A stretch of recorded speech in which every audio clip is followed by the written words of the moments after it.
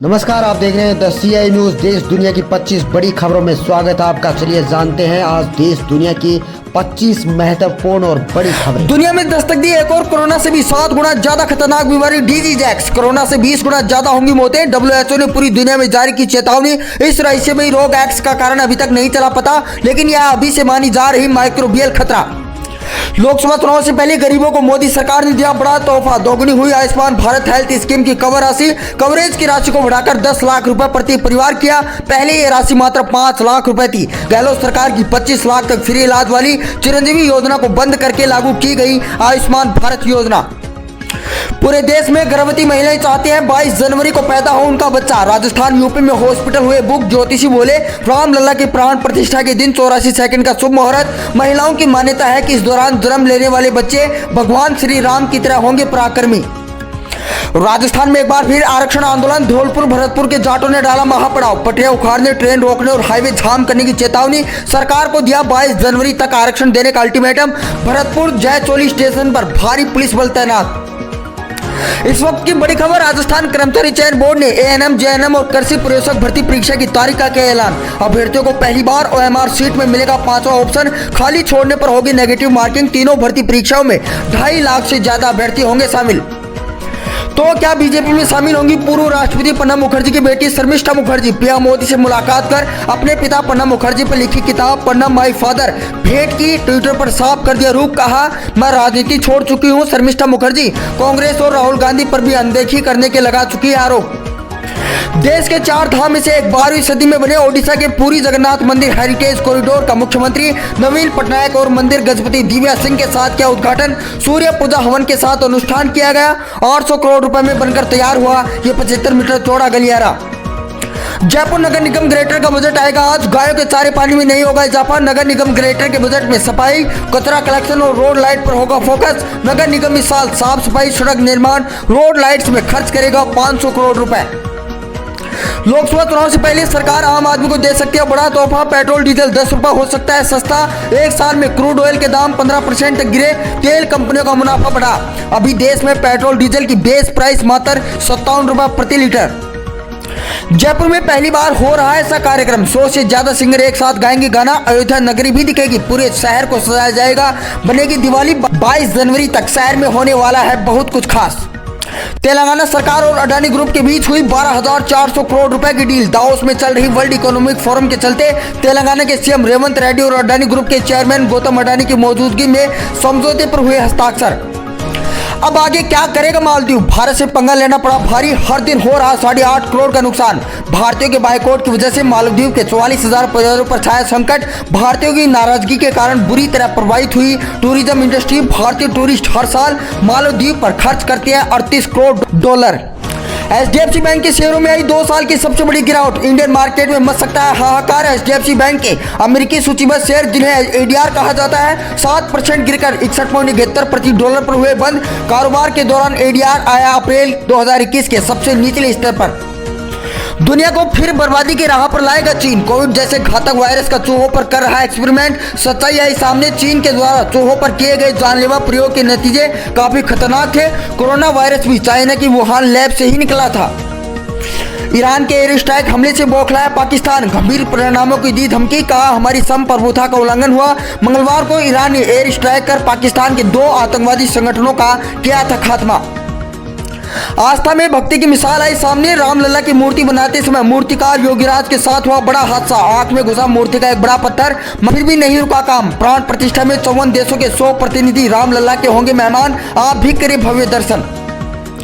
मायावती के बिना गठबंधन के अकेले लोकसभा चुनाव लड़ने के ऐलान पर भीम आर्मी चीफ चंद्रशेखर आजाद बोले, यह उनका निजी फैसला। बीजेपी राज में महिला और बच्चों की सुरक्षा दांव पर। गरीबी, मजदूर, किसान रोजगार के लिए भटक रहे। हमारा प्रयास बीजेपी सरकार को ताकत के साथ रोकना। जय भीम बोलने से कोई नहीं हो जाता कार्यकर्ता। जैसलमेर बॉर्डर पर गुजरेंगे वायुसेना के 150 एयरक्राफ्ट। 1000 किलो तक के बम गिराएंगे। राफेल करेगा मिसाइल छटेक। आज से शुरू होगा सेना का वायु शक्ति अभ्यास। Fighter jet Rafale supersonic speed में करेगा एयर टू एयर फायर। प्रधानमंत्री मोदी भी होंगे शामिल। केरल दौरे में प्रधानमंत्री मोदी का बड़ा बयान, बोले 10 साल पहले कमजोर सरकार थी, कांग्रेस ने गरीबी हटाओ का सिर्फ नारा दिया, हमने 25 करोड़ लोगों को गरीबी से बाहर निकाला। कोची में पीएम मोदी ने किया लगभग 4000 करोड़ के कोचिंग शिपयार्ड प्रोजेक्ट का उद्घाटन। मुंबई बेंगलुरु फ्लाइट में पैसेंजर पूरे सफर टॉयलेट में रहा बंद, उड़ान भरते ही बंद हुआ टॉयलेट का दरवाजा, एयर होस्टेज ने दरवाजे के नीचे से पर्ची भेजी, सर कमोड पर बैठ जाइए हम लैंड करने वाले हैं। लैंडिंग के बाद करीब 2 घंटे की मशक्कत के बाद बाहर आए यात्री।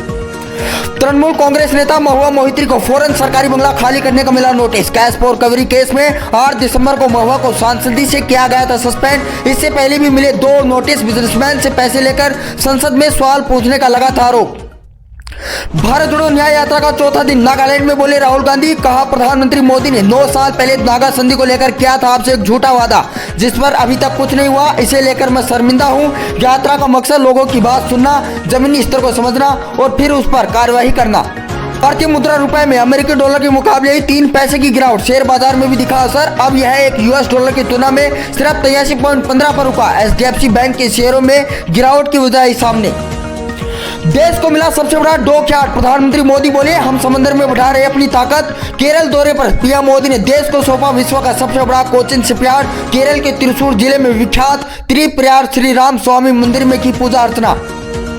मणिपुर के मोरहे में सुरक्षा बलों पर आतंकी हमला, 3 की मौत, उपद्रवियों ने पुलिस चौकी पर बम फेंके। राज्य सरकार ने केंद्र से मांगे हेलीकॉप्टर। आतंकी मोरहे में एसबीआई के पास बनी अस्थायी कमांडो पोस्ट पर किया हमला। प्राण प्रतिष्ठा के बाद जाएंगे राम मंदिर, कांग्रेस के राजस्थान प्रभारी रंधावा सिंह बोले। टीटी बीजेपी के अग्निवीर मंत्री, लोकसभा चुनाव में विधायकों युवाओं को देंगे टिकट। जीते हुए विधायकों को लोकसभा चुनाव में उतारकर कैंडिडेट्स में विनेबिलिटी और देखा जाएगा कांग्रेस का डीएनए। महेश जोशी को पूछताछ के लिए बुला सकते हैं ईडी। जल जीवन मिशन घोटाले में सभी को आमने सामने बैठाकर जांच करेंगे अधिकारी। मंगलवार को ही पूर्व मंत्री के 10 से ज्यादा ठिकानों पर हुई थी ईडी की छापेमार कार्रवाई। फर्जी तरीके से सरकारी पैसा उठाने के लगे हैं आरोप। पाकिस्तान ने ईरान के एम्बेसडर को निकाला, अपने राजदूत को तेहरान से बुलाया। दोनों देशों में मिलिट्री टकराव का खतरा बढ़ा। मंगलवार को ईरान के बलूचिस्तान के आतंकी संगठन जैश अल अदल पर एयर स्ट्राइक के बाद खड़ी हुई थी युद्ध की स्थिति। सराफा बाजार में गिरावट का रुख, सस्ता हुआ सोना चांदी भी कमजोर। सोने की कीमत में 100 से 150 रुपए प्रति 10 ग्राम तक की कमजोरी दर्ज की गई, जिसके कारण देश के ज्यादातर सराफा बाजारों में आज 24 कैरेट सोना 63,500 रुपए प्रति 10 ग्राम के स्तर से नीचे गिरकर कर रहा कारोबार। राम मंदिर समारोह तक अयोध्या धाम जंक्शन से चलने यहां तक पहुंचने वाली 36 ट्रेनों का डायवर्जन और कैंसिलेशन, जाने लिस्ट में कौन कौन सी गाड़ियां हैं शामिल। सेक्शन पर ट्रैक दोहरीकरण को लेकर लिया गया फैसला।